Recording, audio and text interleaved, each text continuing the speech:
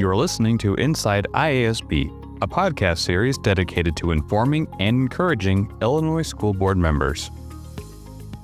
Hello, everybody, and welcome to the podcast. My name is Isaac Warren. I'm the Director of Digital Communications at the Illinois Association of School Boards. And with me today, I have Laura Martinez, who is a Director of Outreach and Training here at the association. And we're going to be talking about the fourth foundational principle of effective governance. And so I'm really excited about that. Thank you for coming on the podcast, Laura. Thank you for having me. It is a pleasure to be here. Absolutely. Well, let's just dive on in. So in this principle, the board must delegate authority to the superintendent to manage the district. What does true delegation look like in practice and not just on paper? True delegation really it starts with the board and the superintendent understanding what their roles are and being committed to fulfilling those roles. One of the ways I like to describe delegation when I work with boards is summed up in this three-word phrase, not my job. And that was spoken by a board member many years ago, and it's always stuck with me. The board needs to do its work, board work, setting district goals, clarifying district ends, the other foundational principles, and the superintendent needs to focus on what the superintendent's work is. And when we get to this principle, we talk a lot about the what versus the how, and how the board is responsible for saying what it wants, and then the superintendent is responsible for figuring out how that's going to happen. Now, it's not just the superintendent who's doing this work, but as far as the superintendent being the only employee of the board, then we focus on the superintendent doing the how. I think what's also important when it comes to delegation is that there is an open dialogue about who does what. And both board and superintendent being open to feedback when maybe one or the other is sort of straying out of their lane. I think that just has to be part of successful delegation, is to keep those lines of communication open. I think that's a really good overview of what we're trying to talk about here. And I think it's a good point to point out of not the authority that we're delegating is not like the superintendent's not the only one receiving all of it, but since that is the direct line of communication to the board and for all intents and purposes, the employee of the board, makes sense that that's kind of your prime focus as a board member. So why is it important that boards delegate that authority through written board policies? And how does this clarity both support governance and daily operations? There's a few reasons. The first one is transparency. So having written board policies allows everybody, board members, staff, people in the community, parents, everyone can see what the board's expectations of the district are and find out, how certain things get done. Now, policy doesn't cover every single thing, but it covers the broad things. We say policy is the board's voice 24/7. So it allows for staff especially to not have to go to the board every time to say, should we do this? Or how should we do this? Or is this okay? The staff relies on the policy manual as their own how-to manual. So having things in writing is transparent for everybody involved in the district. Also, part of policy, and if your district subscribes to press, this is section 2 of your policy manual. It's all about the board's governance policies. So those policies are specifically about board work. How officers are elected and what happens if there's a vacancy on the board and how the agenda for board meetings gets put together and communication with the board. So not only do board policies address what happens in the district with students and financial items, but also what the board does. So that makes it transparent also just for people to see what board operations are like. Having written board policy is so important for clarity, for transparency, for communication. It emphasizes why it's so important for the board to have a process in place to look at its policies and make sure the policies are clear. It's another way that the board speaks. Yeah, and not only like not they're clear, but also still accurate. I mean, so many things can change year to year, and even month to month from time to time. So it's very good to make sure your policies are up to date. And I also think board policies, it's a bit of a two-way street there. It's the board informing the community how here's how we are running the board, and these are the things and the rules we're kind of abiding by, and what you can expect from us. And it's nice because it can go the other way where the community can refer to them again without, like you said earlier, they don't have to ask the board all the time, or teachers don't have to go to the board and say, what's our policy on this? How does this work? They can just read it, but it also keeps the board accountable and has like a layer of we understand that we can expect this behavior from the board, and if maybe the community isn't seeing that type of behavior or behavior that's not what they expected, lots of time that they can use public comment to kind of talk about that. Yes, I'm glad you brought up that word accountability. That's another reason why it is so important to have written board policy, not only for everyone to have access to know what the board's expectations are and what's happening in the district, but also so the board can hold itself and the district accountable for what is expressed in the policy manual. Mm-hmm. And again, it's one of those things I think we kind of take for granted is just the fact that it says written board policy. Can you imagine having board policy that isn't written down, or there's just no way to reference it? I mean, nothing would ever get done. There's just be so much dysfunction. Yes, that scenario makes me very uncomfortable, imagining that there's nothing written down or recorded or formalized. Right. Yeah. And so, yeah, having that written board policy is crucial just for integrity and just transparency. We note that high levels of superintendent accountability require high levels of delegation. So how do these two concepts work together rather than in opposition? So when the board sets its district goals, that's the board doing what it's supposed to do when it comes to board work. The superintendent is the first person who is going to start action on getting those goals met. So, in effect, the superintendent is the sort of the CEO of the district and the most visible authority in the district. So being able to get that work done on those goals at the highest level, that is a lot of accountability.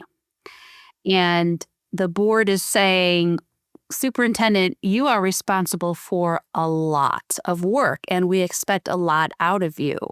We are delegating this authority to you to get the job done. We've done our part. We've said what we want. Now it's your job to figure out how it's going to happen.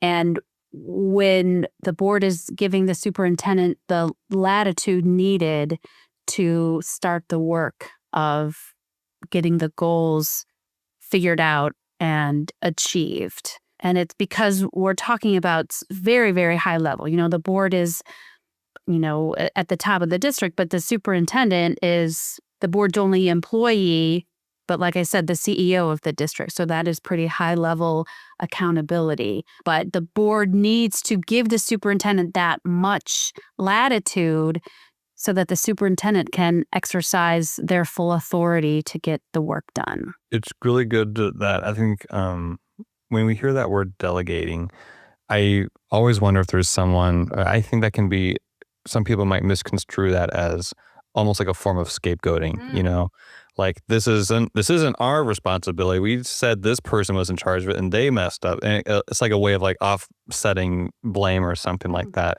But it's not the case at all. I mean, the board is still responsible for that delegation anyway. If the person they're delegating isn't up for the task, that should have come out, during the superintendent search to begin with. Yes. The board is responsible for lots of other things, but the board hires the superintendent to be the educational expert for that district. The superintendent has a lot of experience and is best able to do the work of the district. That's not the board's job. The board's job is oversight, not the actualization of the goals. So In your work, as a director, you've gone to a lot of districts in your division. So not just your division specifically, just across the state.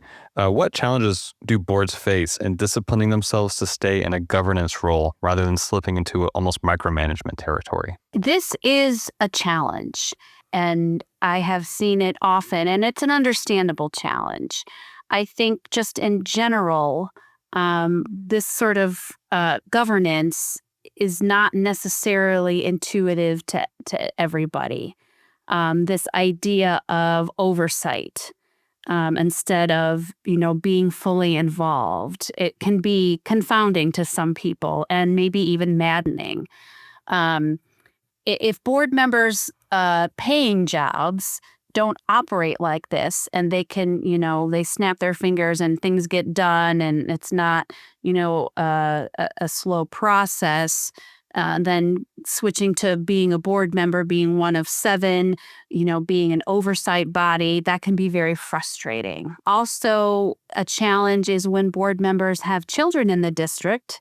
And so that individual board member might be very focused on, just that child's elementary class or just the eighth graders or just, the soccer team. And so their focus can be understandably kind of narrow on just that one part of the district. And so sometimes board members tend to, pay more attention to that aspect or think that that's the most important thing instead of getting a wider view and an overview of the district as a whole. Another challenge is this often happens with new board members, but the idea that in order to do a great job, they need to know everything and be involved in everything. And so they get into maybe some day-to-day work. They think they need to help teachers teach or go to the school and make sure all the drinking fountains are working just because they feel like they have to. That's how they're going to contribute is by getting involved when that's not helpful in this case. And helpful is being with their fellow board members at the board table, taking a big picture view instead of getting into those details. I think also what happens is that every board member was a student at one time. And so every board member has some personal experience of being at a school and some expertise about their own experience. And that may or may not affect how they look at what's going on in the district that they're a board member for. So it could get to sort of a too many cooks in the kitchen situation when board members think they know best because this is how it happened when I was in high school 30 years ago or whatever. But, things change, but everyone has this school experience. So that can get in the way as well. It's a mind shift of learning how to work with a team, of learning how to take recommendations from the superintendent, discuss them at the board table, and then make a decision. And it is sort of a mindset shift that might need to happen for board members to accept that oversight role is really what is best. These challenges you're bringing up and you mentioned in your answer, these are all just really good examples of illustrating the importance of thinking as a singular entity, as one board, and not fragmented individuals trying to target their specific niches that they really like. It's okay to have a niche interest and have a subject matter opinion or subject matter expertise on something, but you have to contribute to it as a singular board because that's when all the work really gets done. How would you say that clear delegation help the superintendents lead staff confidently and effectively, especially when navigating complex or even politically sensitive decisions? When the superintendent knows that they have the trust of the board and the latitude to do their best work, then they can fully exercise their authority and their expertise with confidence, which then helps their administrators do the same, and so on. So, when the board stays in its role, does what it's supposed to do, sticks to board work, that empowers the superintendent to do their job effectively, which then empowers superintendent staff to do their job effectively, and so on and so forth, which the students being the ultimate beneficiaries of that. On the other hand, if the board does get involved in staff work, then that gets in the way of the staff's ability to do their job, and it decreases confidence that people have in the staff and the work that they're able to do. So ideally the superintendent knows that they have the board's support, and that will help the superintendent navigate complex situations. And I think part of this is the discussion. It's sort of the what and the how discussion. It's the who does what discussion, and having open communication between the board and the superintendent about that is really important. But the decisions that the superintendent makes are not board decisions, and the superintendent needs the board to understand that not all the decisions are going to please everyone. All the decisions that the superintendent makes are in the district's and students' best interest. Yeah, that's perfect. And I think it's that type of thinking is more important now than ever when you've got, I think school boards, especially ever since the pandemic, have really been in the national spotlight when things happen, just because public comment just kind of yields itself a lot of potential for kind of, I guess, explosive issues, unfortunately. Yes. And I think, it's really important that you have a good idea of who's in charge of what, who's the go-to for these types of things, and letting the superintendent do their job, kind of staying out of the way. Yeah. And staying in your silo, staying in your lane just helps clear it. Because if you have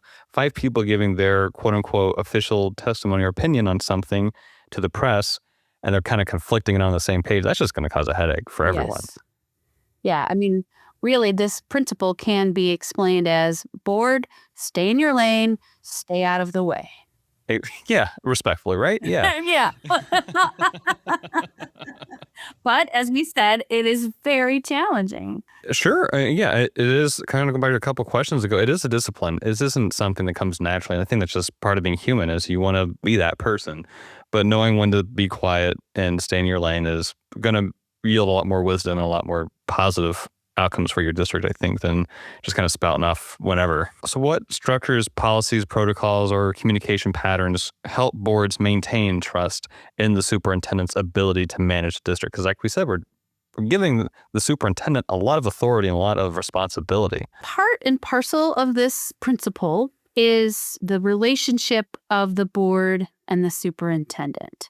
So even though delegation doesn't just mean board delegating to the superintendent, because, delegation then happens from superintendent to other staff and so on, we're talking about what the board does. And there's one line between the board and its only employee that it evaluates, and that's the superintendent. So when we talk about the board superintendent relationship, two crucial words, trust and communication. Those really need to be the foundation of the board superintendent relationship. So to answer your question, communication is the number one thing. It is essential. And that goes both ways. For the board to trust the superintendent needs to inform the board of the good, the bad, and everything in between. Not just tell the board the good news, but inform the board, this goal isn't being met and this is why. Or this happened at this school today. You might be asked about it. Here's some information. We talk about the importance of no surprises. So board members don't want to be surprised by hearing something out in the community that they should have heard about and can, be informed about. So communication is just huge for that trust to happen. Another part of this is that the board needs to have very clear expectations of the superintendent and make sure the superintendent knows what those expectations are. So this sort of is very much related to foundational principle number 3, the board employs the superintendent. And clear expectations is part of good communication. So The board needs to be very direct and clear about what it wants from the superintendent. And that's what the board's going to be evaluating the superintendent on. So having a evaluation process in place that works for everybody is part of this as well. Having maybe a mid-year check-in can be helpful. Having an evaluation instrument that works, that's provides value. It doesn't have to be really complicated and fancy. It just needs to help move the district forward. So communication, like I said, I think that's the most important thing when it comes to trust in the superintendent. This foundational principle, as short as it is, it can imply that the board sort of is like washing their hands of like, all right, we did this thing and then we're done. But no, the board's very involved in making sure that there's work being done and that the superintendent's doing the tasks being delegated to them, and having those, like the superintendent evaluation, for example. I mean, that's not the only way that they do it, I'm sure, but just having regular contact with the superintendent, make sure that everything's okay. If there's things that need to be decided or discussed, then have those discussions and make those decisions. I mean, it just kind of keeps this communication flow going back and forth of, we're there's constant communication happening with the board and the superintendent. It's not just the board's delegating and then they're kind of like waiting around for 4 years waiting for the results to roll in. Right. Can you share an example of a district where strong, consistent delegation led to improved outcomes or just better board superintendent relationships, and what made that delegation successful? Yes, I can. I am thinking about a district where there was a change in the superintendent and also a couple new board members. And that's often when, if things aren't going well with this principle, sometimes a change is when improvement happens. So there was a new superintendent and it was an election year and there were 3 new board members. I said 2, but it was actually 3. So the old board, I'm putting in air quotes, with the old superintendent was really into the weeds. They were on the dance floor a lot, and the staff was very unhappy. So then a new superintendent came in, and 3 board members left, and 3 board members came on. And they had a starting right workshop with me. So that was all about this new board and superintendent team that were coming together. We talk about roles and responsibilities. And the board realized, for us to be effective, we really do need to be, not on the dance floor, and to, have this delegation happening and to hold the superintendent accountable and for us to stay out of it. And the board and the superintendent actually talked through what that could look like and why it was so important. And so we also talked about some communication protocols between the board and the superintendent, which the previous board and superintendent didn't really ever talk through. And this board and superintendent made open communication a real priority moving forward. So that was really helpful as well. And also the board and superintendent's openness to get feedback from, each other if someone was sort of, getting out of their lane. So like at a board meeting, if a board member is saying, so what about that one second grader? And so, well, they wouldn't get that specific, but somebody's class, or asking really detailed information that isn't really part of monitoring their goals or telling an administrator what to do, that any board member could say, hey, I think you're getting on the dance floor. So it's that open communication, that empowering everybody to speak up because everybody wants to do the right thing. It's about understanding the role that you have and believing that being effective at the work that you do is really going to bestow benefits on the district. Thank you for sharing that story. I think that was a really good illustration of this foundational principle of kind of like showing 2 sides of the coin, right? One, the original, I guess, quote unquote, old board, suffering from just being too overbearing, not delegating authority. And the second board realizing there was an issue and then taking the steps to address it. And those in district workshops are fantastic for starting this work. And I think that would be a really good starting point if you feel that there's a board member listening that maybe their board is kind of getting into the weeds of things and maybe overstepping some boundaries that shouldn't be. Kind of like, well, where should we go from here? Well, starting a workshop with your district would be one of the first steps in kind of making sure that those foundational principles being upheld. I agree about the in-district workshop. I think that typically when there's a new board or new superintendent, those are really great times to do an in-district workshop. The starting right is the one I was referring to. It's a board self-evaluation, so it can be done in closed session. And anytime the board and superintendent can have a candid conversation about how things are going, how they're working together, what their strengths and weaknesses are, that's going to improve the effectiveness of the board. It's going to improve the board superintendent relationship. It's going to keep those lines of communication open, and that will only serve to help the district in the long run. So no matter where a board is, whether it's struggling or everything's going great, hey, let's do a check-in. I think an in-district workshop is always beneficial. Well, Laura, thank you so much for coming on the podcast. Your insights were really helpful, and really do appreciate your expertise when it comes to this field. So thank you again. Really do appreciate it. Thank you, Isaac. It was fun. Thank you for listening to the podcast, and thank you for your dedicated volunteer service to public education. If you would like to stay up to date with future episodes, please consider following us on Spotify, Apple Podcasts, YouTube Music, or your platform of choice. Have a comment or question? We welcome listener feedback and invite you to send us an email at communications@iasb.com. Thank you.